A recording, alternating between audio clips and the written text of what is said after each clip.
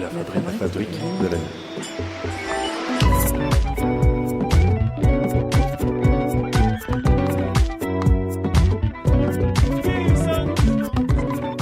Qui a dit « Qu'est-ce que la 5ème République ?» Sinon, là, j'ai un professeur de droit qui me regarde de travers.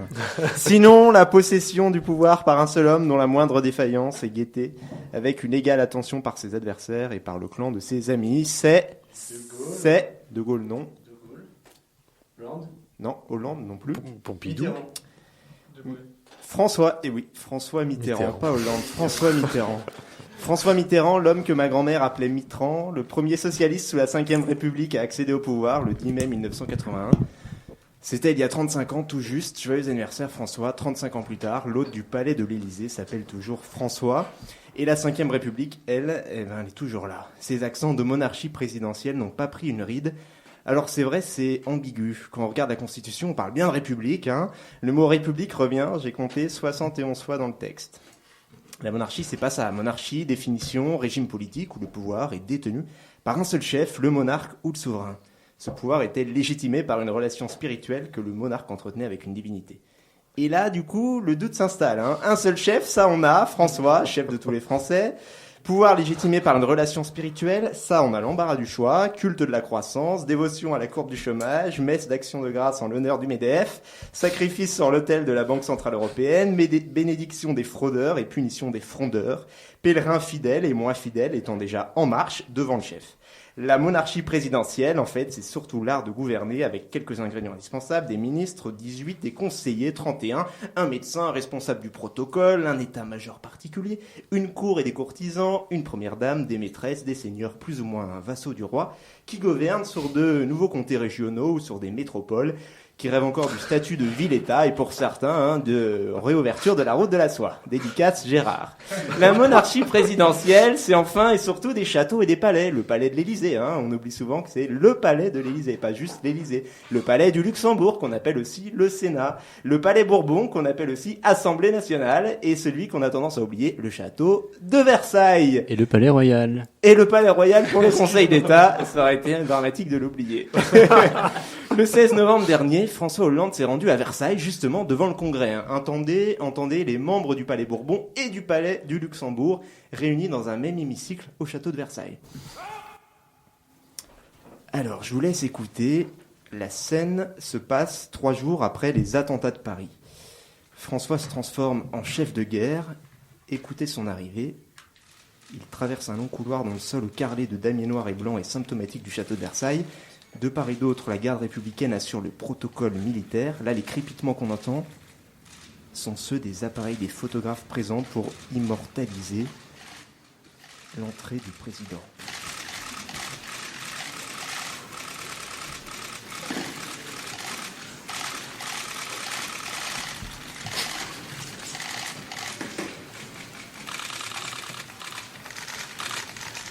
Monsieur le Président de la République! Et ben voilà, monsieur le président de la République. Ça vous rappelle quelque chose ? Ce qui se joue ici à cet instant, c'est une faille mémorielle. Comme si Hollande, le républicain, disparaissait pour laisser place à François, roi des Français. Tout se passe comme si, lui, président, se plaçait dans les pas de Louis XIV, le fondateur de Versailles. Comme si le président qui attire tant la pluie se transformait soudainement en roi soleil. Le hasard des calendriers voulait que le même jour, le 16 novembre 2016, le 16 novembre 2015. Un doute s'installe le 16 novembre 2015, le même jour. Canal+ démarre la diffusion de la série Versailles, une super production franco-britannique au budget colossal de 27 millions d'euros. Dans une saison qui en compte 10, le titre du premier épisode annonçait la couleur « Un roi sans château n'a rien d'un vrai roi ». Super production internationale. Création originale Canal+. Bienvenue à Versailles. La série s'ouvre sur le début du règne de Louis XIV, nous sommes en 1667. La mère du roi, Anne d'Autriche, vient de mourir, Louis XIV a 28 ans. Il souhaite soumettre la noblesse française à l'autorité du pouvoir royal. La nuit des cauchemars le hante, les événements de la Fronde ne sont pas loin. Parce que Louis doit faire face aux frondeurs. Ici, ce ne sont pas les frondeurs du palais Bourbon qui s'opposent au chef, mais les frondeurs des palais de province qui s'opposent à l'héritier de la maison des Bourbons. Louis décide de déménager son gouvernement dans l'ancien pavillon de chasse de son père. L'idée, c'est attirer les nobles à sa cour et ainsi les garder sous son contrôle. Et pour ça, il lance la construction du plus somptueux des châteaux, Versailles. Je ne vous dévoilerai rien si je précise que l'entreprise démesurée et coûteuse va attiser les mécontentements et la haine, et si j'ajoute que c'est dans une cour gangrénée que les complots gangrené par les complots que Louis doit à la fois imposer son pouvoir, vivre ses passions amoureuses et mériter son titre de roi soleil. Remarquablement interprété par George Blackden, jeune acteur britannique au faciès qui rappelle celui de Daniel Radcliffe, Louis XIV est un personnage complexe dont le jeu évolue au fil des épisodes. On conclurait un peu trop rapidement en disant qu'il tient le rôle principal. En vérité, ils sont deux, car le frère du roi, celui que la cour appelle Monsieur, Philippe d'Orléans, interprété par le jeune acteur britannique Alexander Vloss, qui considère son personnage comme le David Bowie du XVIIe, constitue avec lui un tandem essentiel à la narration. Bâti sur ce mélange de complicité et de rivalité, leur relation, le roi et son frère, est au premier plan de l'intrigue, en même temps qu'elle témoigne d'une attention soignée pour le portrait psychologique des personnages. Are you with me, brother? Do you have my back? Where am I now? They mean to kill me. Let them come. Let them try. Voilà, le roi et son frère, autre acteur performant dans une interprétation équilibrée entre fidélité historique et modernité. Stuart Bowman pour Alexandre Bontemps, le valet loyal du roi. Evan Williams, le chevalier de Lorraine et préféré de Monsieur, frère du roi, sans oublier Noémie Schmidt, dont la qualité du jeu est à la hauteur de la complexité de son personnage, épouse de Philippe, maîtresse du roi, sœur du roi d'Angleterre.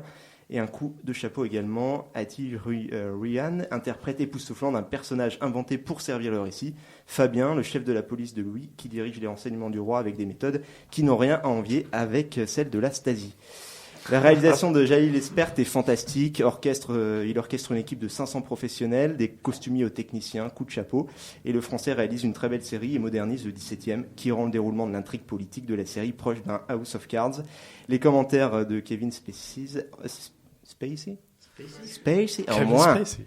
Un peu comme Sofia Coppola en fait l'a fait au cinéma avec Marie-Antoinette, il y a dans Versailles une modernité qui nous rapproche étonnamment du XVIIe siècle, du roi, des personnages de la cour, tant les intrigues entrent en résonance avec notre actualité, tant la psychologie humaine semble traverser les époques, courage, trahison, recherche du progrès, conservatisme, bassesse d'esprit et hauteur de vue, se conjuguant au quotidien dans la galerie des glaces, là où les femmes jouent leur survie dans un cercle jalousé.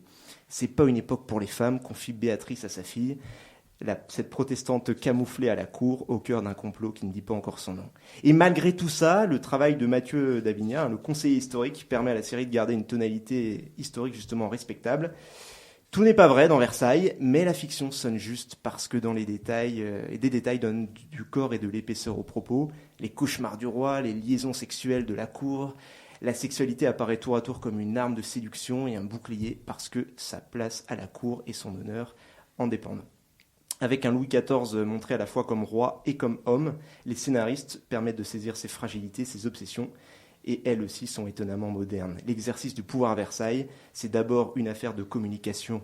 Leçon politique qu'on ne devrait jamais oublier, le pouvoir se construit d'abord dans l'apparence. Le roi Soleil, c'est d'abord l'invention du marketing politique, l'apparition de la marque déposée comme outil de communication.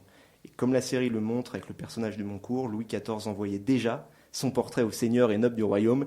La République ne fait pas mieux, il n'y a qu'à voir le portrait qu'on retrouve dans les 36 000 salles des mariages de France, comprenez, dans les 36 000 mairies.